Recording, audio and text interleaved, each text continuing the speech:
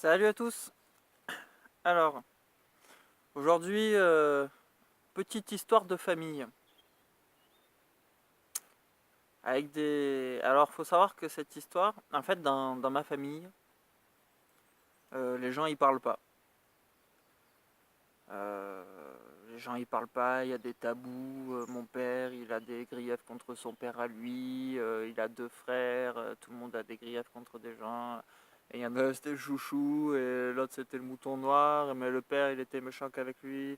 Donc du coup, il y a tout un délire de rétention d'informations parce que mon père a essayé de couper les ponts, alors il a essayé de pas transmettre une partie. Bon. Et après, plus grand, il y a des trucs qui sont sortis avec des trucs plus petits que j'ai pu recoller. Alors je vous dis, c'est l'histoire, on me l'a jamais raconté telle quelle. C'est des morceaux et une reconstitution que j'ai fait. Donc en fait, je vais vous donner une série d'événements et pas une continuité d'histoire, mais une série d'événements à propos de la vie d'un seul homme, mon arrière-grand-père. Euh, dont je ne connais même pas le prénom en fait, à vrai dire. Parce que moi aussi j'ai coupé les ponts avec ma famille depuis quelques années et je vais pas juste reprendre pour... on s'en fout du prénom. Il y a d'autres histoires, mais voilà. C'est... Allez, on s'accroche. Alors mon arrière-grand-père, personnage que je n'ai jamais connu, euh, donc il est né fin 1800 en Italie. Et à l'âge de 5 ans, il est vendu. Je crois qu'il a été vendu contre du charbon, selon ce que m'a dit mon père. Et il a été vendu à la mine en fait. Donc c'est un genre d'esclave enfant quoi. Apparemment ça se faisait. Donc il a travaillé à la mine jusqu'à 16, 18 ou 20 ans par là. Et, euh, et après il s'est échappé en fait. Il s'est évadé de cette condition. Et le seul moyen un peu à l'époque de pouvoir s'évader et de recommencer une vie concrète c'était de faire la Légion étrangère. En fait, tu fais la Légion étrangère et en fait, au bout d'un certain temps, enfin, je m'étais renseigné par rapport à des trucs modernes, mais il faut faire au moins 3 ans. Et surtout à l'époque, en fait, t'avais entre parenthèses droit à une nouvelle identité. On te recréer une identité, on effaçait ton ancienne identité, tes crimes passés étaient pardonnés. Disons que voilà, la Légion étrangère, en échange de ton dévouement, tu avais une autre vie et une solde. Et donc il est parti à la Légion étrangère.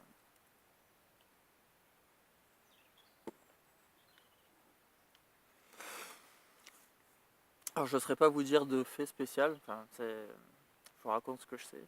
Et après donc il s'est retrouvé à faire la guerre.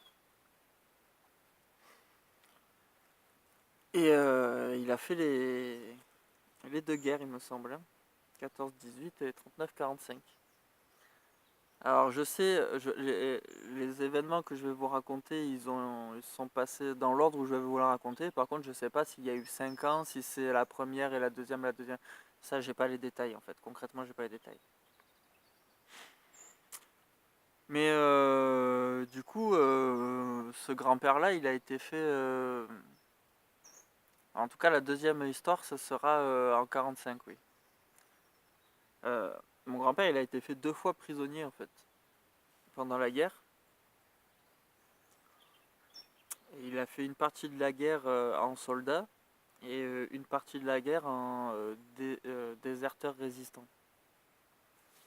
C'est-à-dire il a déserté l'armée, mais il faisait partie d'une forme de résistance active. Hein. J'entends pas, c'est pas des gens qui résistent de leur côté, quoi. Ah, et la vie qu'il a eue, je veux dire, il avait le démon, hein, apparemment, mon arrière-grand-père. Le démon de l'action, quoi, dans un sens. Et je pense qu'il a pas eu le choix. Et alors la première fois qu'il se fait apparemment capturer, il s'est retrouvé qu'il a été mis sur un peloton d'exécution. Donc il t'aligne, il me semble que tu as les mains attachées dans le dos, et tu es dos posé contre le mur, talons serrés, et il vous aligne à plusieurs comme ça. Et pendant le laps de temps où ils les alignent et où ils vont les fusiller, que c'était la guerre, hein. Tu les fusilles, c'est censé être la mort honorable, hein, avec un peloton d'exécution. Ils se sont retrouvés qu'ils étaient 7 ou 8. Et là, voilà, tu vois, c'est du racontage. Donc quand je dis 7 ou 8, en vrai, s'il faut, ils étaient 5, s'il faut, ils étaient 10, en vrai. Voilà. Enfin, en tout cas, ils étaient plusieurs. Et ils étaient gardés par 2 gardes. Et ils attendaient qu'il y en avait d'autres qui arrivaient, des trucs comme ça. Enfin. Et du coup, mon grand-père a calculé qu'il y avait un battement d'environ 2 à 3 secondes où aucun des 2 gardes le voyait dans leur ronde. Et le tout pour le tout, il a décidé de taper un sprint en fait. Et il a eu de la chance. Parce que ce qui s'est passé, c'est qu'il y a quelqu'un qui l'a suivi, qui a fait exactement la même chose, mais avec 1 seconde de retard sur lui. C'est-à-dire, la personne a vu mon grand-père courir, elle s'est dit banco, elle a couru derrière. Et c'est elle qui a pris les bastos en fait. Cette personne-là s'est fait abattre, et mon grand-père a réussi à s'en sortir de cette fois-là. Ensuite, j'ai aucun détail de cette histoire, mais par d'autres incidents, je sais aussi qu'au combat, il a pris une baïonnette dans le ventre, en tout cas vers cette partie-là, euh, en sauvant plus ou moins de ses potes. En fait, son pote ils étaient en plein milieu apparemment de la guerre, quoi. J'imagine même pas ce que c'est. Et apparemment, il aurait poussé son pote. Et le gars qui attaquait son pote a finalement lui a mis un coup de baïonnette derrière. Mais après, il a réussi à s'en sortir, hein, de ce coup-là. Ça devait même peut-être avant le peloton d'exécution. Et enfin voilà, il y a une histoire sur la baïonnette. Et il se refait capturer. Et alors là, cette fois, c'est en tant que résistant. Et c'est entre 39 et 45. C'est sur la deuxième, celle-là. Et ce qui se passe, c'est que donc ils sont retenus prisonniers. Ils devaient être exécutés. Alors ce qui s'est passé, il y a cette histoire-là aussi, c'est que au tout début de son incarcération, parce qu'il est resté incarcéré un petit moment, plusieurs semaines je pense, hein, au moins 2 ou 3, hein, je ne saurais pas dire avec précision en vrai encore. Euh, on lui a fait une piqûre. En fait, on lui a fait une piqûre dans le ventre. Je ne saurais pas dire si c'est à gauche ou si c'est à droite. Alors, on lui a fait une piqûre dans le ventre. Et en fait, ça lui a pas fait grand chose. Ben là, sur le moment, on y reviendra. Et en fait, il s'est retrouvé que lors d'une rotation de garde, lui il est en cellule, hein, il se retrouve que le responsable de son secteur, de son couloir, je sais pas, moi je me suis fait un film en écoutant ces histoires. En général, mon père il lâchait des morceaux quand il était bourré, voilà. Ben, du coup, il se retrouve qu'un des mecs responsables de la garde, eh ben, c'était le mec pour qui il avait pris la baïonnette et qui, lui, en s'étant fait capturer, a choisi de collaborer. C'est-à-dire, il a vendu son cul à l'Allemagne nazie, et j'imagine pour pas crever, enfin bref. Ces 2 personnes-là se sont retrouvées sur un bataille. Il a pris une baïonnette à la place de ce gars-là. Et, il se retrouve de l'autre côté de la cellule, gardé par cette personne. Et ce qui s'est passé, c'est que comme d'un accord, au moment du changement de garde, quand c'était la fin de son tour, il a laissé la porte ouverte à mon grand-père. Et le détail, c'est qu'il lui a posé une machette au bout du couloir, dans un angle, derrière une porte, et il lui a dit qu'il y avait une machette. Il a dit c'est tout ce que je ferai, il a pris sa garde, il est parti. Et apparemment, mon grand-père est sorti, a pris la machette, a buté deux gardes et est parti. Et notamment le premier, il aurait... là, je me rappelle bien de mon père euh, le raconter, donc ça doit être son père à lui qui lui a raconté. Il l'aurait fendu le crâne en deux hein, parce qu'il a couru vers lui le plus vite possible pour lui fendre le crâne. Apparemment, il y en a eu un deuxième, j'ai pas de détails par rapport au deuxième. Et voilà, il s'en serait sorti une deuxième fois. Et la guerre se termine. Et en fait, ce qui s'est passé, c'est que la piqûre qu'ils lui ont fait en prison, alors je vous dis avec des mots que mon père m'a raconté, et je m'en suis fait une image, et après j'ai extrapolé à partir de là. Mais mon père m'a pas raconté ça avec des mots très précis, et il a un vocabulaire un peu pauvre, enfin en tout cas j'ai trouvé un peu pauvre. Moi je dirais nécrose, mais jamais le mot nécrose n'est sorti. Mais en tout cas, à l'endroit de la piqûre, ça a commencé en fait à faire une petite croûte. Et ensuite, en fait, ça a fait un point noir. Et ça a fait une petite crevasse. Et la crevasse s'agrandissait. Et en fait, sur une quinzaine d'années, cette crevasse s'est agrandie à tel point qu'elle était profonde de plusieurs centimètres. C'était purulent. Enfin, c'était assez dégueulasse. Et ça le faisait extrêmement souffrir, en fait.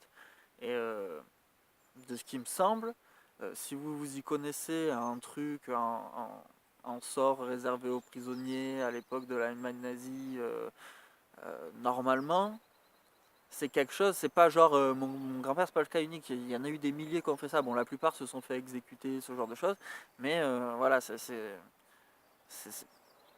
m'en suis jamais renseigné personnellement, donc c'est voilà, mais apparemment c'est quelque chose que vous pouvez retrouver les traces d'un truc comme ça, d'une fameuse piqûre qui, enfin voilà, ça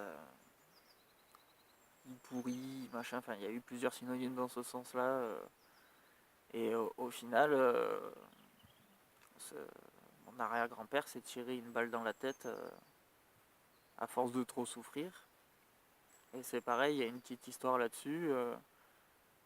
La seule chose qu'on sait, c'est que mon grand-père ne pouvait pas, mon arrière-grand-père ne pouvait pas euh, prendre son arme physiquement. Il était alité et ne se levait plus de son lit depuis assez longtemps pour que tout le monde soit sûr que c'est pas lui qui a eu l'arme.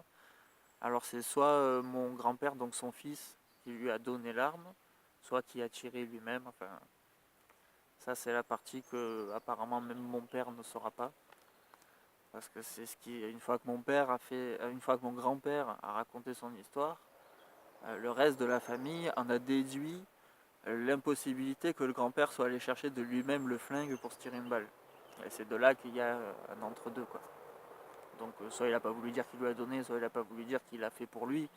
Mais tout le monde savait qu'il voulait se suicider. Quoi. Donc voilà, ça a fait de mon grand-père une personne extrêmement dure dans sa vie, je pense. Qui a un peu traumatisé le reste de ma famille. Donc son fils à lui. Mon grand-père a fait l'armée pendant 35 ans. 2 fois la guerre, 4 ans volontaire, sergent instructeur le reste du temps. Enfin. Lui aussi, il a eu une vie un peu de bourrin. Et donc à la Légion étrangère, mon arrière-grand-père a changé de prénom, donc de nom de famille, son nom de famille d'origine, qui était un nom de famille italien, et, euh, et ne l'a jamais transmis à ma famille. Donc ma famille, la lignée de mon père, c'est-à-dire mon grand-père, mon père, ses frères et moi, ainsi que mes sœurs et tout, ont le nom de famille qui est la nouvelle identité. C'est officiel, hein, je veux dire c'est légal, c'est normal. Sauf que souvent les familles qui ont ça connaissent un peu leur nom d'origine. Euh, Parce qu'il n'y a pas forcément. Lui n'a pas voulu, peut-être par rapport au fait qu'il a été vendu par ses parents, tu vois. Ça je sais pas, moi après vraiment j'ai jamais rencontré cette personne, hein, j'ai juste entendu les récits qui traînent dans ma famille. Quoi. Et donc c'est ça. Moi j'ai un nom de famille français. Je vais pas donner mon nom, mais c'est aussi classique que si je m'appelais Dupont, quoi. C'est dans le truc français de base qui se faisait au début du siècle, hein, au début 1900, fin 1800. Voilà, j'ai un nom comme ça, mais normalement c'est italien. Mon sang du côté de mon père il est italien. Du côté de ma mère il est un peu français, un peu espagnol. Enfin, c'est-à-dire 20% espagnol au maximum. Mais du côté de mon père, techniquement, quoique ouais, non, mon grand-père s'est marié avec une française, donc voilà. Mais techniquement je devrais avoir un nom de famille italien.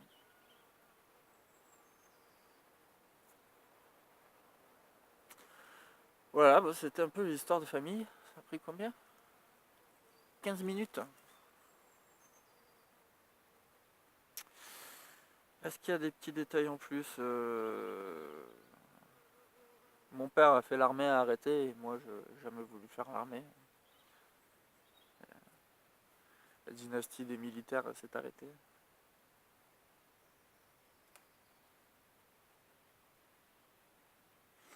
Ouais, pas plus. Pas plus, pas plus.